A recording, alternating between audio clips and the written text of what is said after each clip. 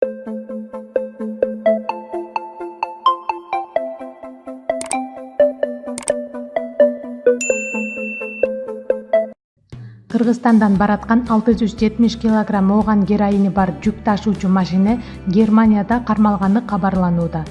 Бул жалаң эле Германиянын эмес, деги эле Европа биримдигинин соңку жаңы тарыхында эң чоң көлөмдө кармалган оор баңгизат болуп калды. Жүк Кыргызстандан чыкканы менен жүк ташуучу машина грузин номери менен жүргөнү жана анын айдоочусу түрк жараны экендиги тууралуу маалыматтар чыкты.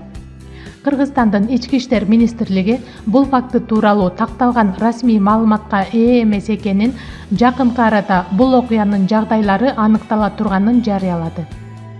Эл аралык маалымат агенттери 31-майдан 1-июнга караган түнү немис бажычылары Германия менен Польшанын чек арасында Кыргызстандан бараткан жүк ташуучу машина кармалганын жазып чыгышты. Текшерүү учурунда анын ичинен 670 килограмм героин оор баңгизат табылган. Маалыматка караганда бул жүк бал жана шириндиктер катары документтештирилип, тууралаштырылган. Баңгизат ар бири 1,3 килограммдан турган 532 таңгакка салынып, ар биринин сыртында халва деген этикетка болгон. Кыргызстандан чыккан жүк ташуучу машинанын айдоочусу 63 жаштагы түрк жараны кармалып, тергөөдө машинанын ичинде эмне жүк бар экенин билбегенин айткан. Айдоочу кармалып, эң негизги шектүү катары камакка алынган. Жүк ташуучу машина грузин мамлекеттик номери менен болгон. Кыргызстан Ички иштер министрлигинин басма сөз борборунун өкүлү Эрнис Осмонбаев учурда бул тууралуу маалыматтар дипломатиялык каналдар аркылуу такталып жатканын билдирди. Биз ал маалыматты сураштырып тактап жатабыз, бирок расмий маалымат ала элекпиз. Ыкчам кызматтар болсо бул жагдай боюнча кийин маалымат беребиз дешти. Ошондуктан бизде азыр маалымат жок. Маалымат келип түшкөндөн кийин текшерүү башталат.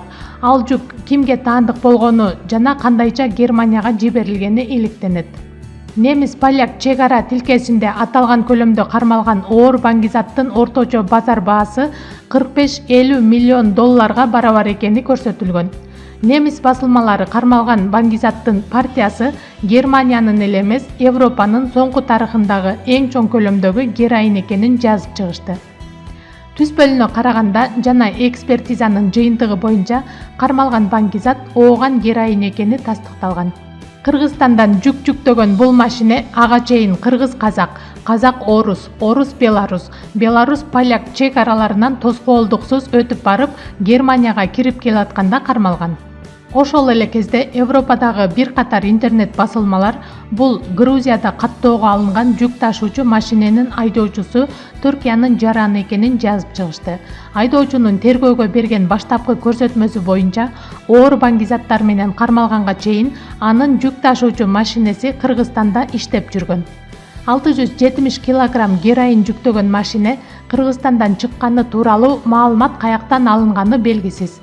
Бирок эл аралык маалымат агенттиктери жана интернет басылмалар жүк Кыргызстанда жүктөлгөнүн кабарлашууда. Ал эми Кыргызстандан жүктөлгөн товардын арасында 670 килограмм героин бар экенин немис бажычыларына Голландиянын полициясы кабарлаган.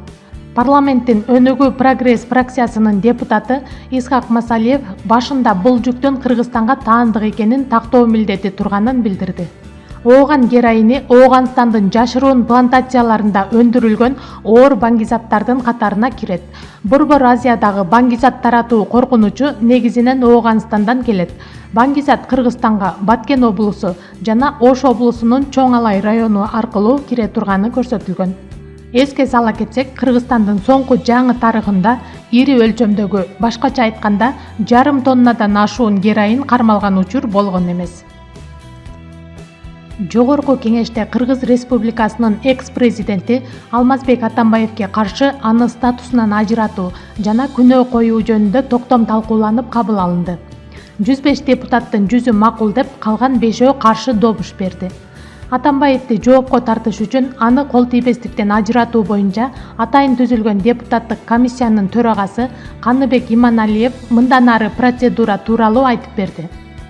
Эми башкы прокуратура биз көрсөткөн шектенүүгө негиз бар деп 6 жагдай боюнча иликтеп, чын эле УКМКда ИИМде Финчалгында Финполдо иштеп козголуп же иликтөө жүрүп жатабы жокпу карап чыгат. Эгер негиздүү деп тапса, жогорку кеңештин тийиштүү комитеттери аркылуу сунуш киргизип, кол тийбестикти алууга негиз бар деп кайра жогорку кеңешке келип добушка коюлат. Ал эми негиз жок десе, биздин комиссиянын иши жокко чыгат. Алмазбек Атамбаевдин кол тийбестигин караган парламент жыйынында ар кандай пикирлер айтылды. Жогорку кеңештин депутаты Карамат Орозова парламент трибунасынан башка прокурорго кайрылып, мурдагы президент Алмазбек Атамбаев боюнча калыс чечим чыгарууга чакырды. Депутат айым баш прокурор убагы келгенде жооп берип калышы мүмкүн экенин эскертти. Ал эми депутат Жана экс-президент Алмазбек Атамбаевден жеке өч алууга жол бербөөгө чакырды. Ошону менен катар эл азыркы президентти да мыйзамсыз иштерден оолак болушу үчүн парламенттин ролу бар экенин белгиледи. Жогорку кеңештин депутаты Ирина Карамушкина мурдагы президент Алмазбек Атамбаев эч кимди куугунтуктаган эмес деп эсептейт. Мындай пикирин ал 20-июнда парламентте сүйлөп жатып билдирди. Депутаттык комиссиянын төрагасы Каныбек Иманалиев Алмазбек Атамбаевке күнөөнү депутаттар эмес, укук коргоо органдары гана кое аларын жана бул иш канча убакытты талап кылары белгисиз экенин айтты.